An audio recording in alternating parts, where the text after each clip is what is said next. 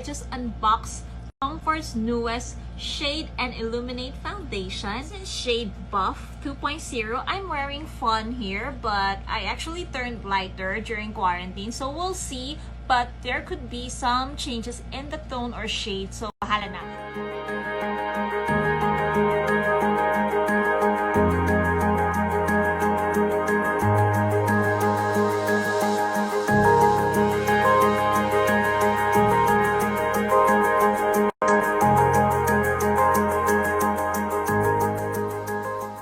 The shade is definitely not matched, but it's okay. What we're talking about here is the finish and how the product looks on me. Guys, look closely. I have a ring light right in front of me. I don't have sunlight, but it's almost the same. Take a look. My goodness.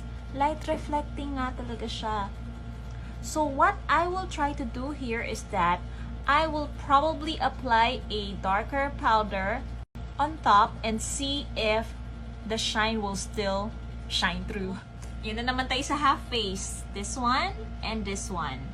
And you can see a major difference. Mas demi-matte dito. Parang may dewiness but not like shiny.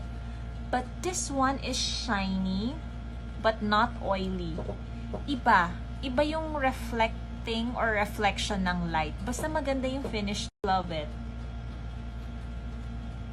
I'll adjust the shade and I'll remove it here and wear everything on my face using this after this.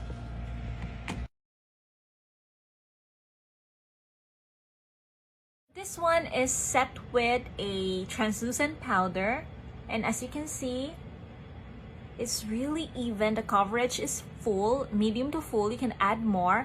And then, it's super nice. It really illuminates your skin. And I removed the ring light na para makita nyo naman. I mean, I moved it far away para makita nyo na hindi dahil sa light kaya nag-i-illuminate. So, it has this really nice glow from within effect. Ayan, well adjusted na yung shade niya. It's still a little bit lighter than usual in person, but with a little bit of contour powder and some setting powder, you're okay. Thanks so much for watching.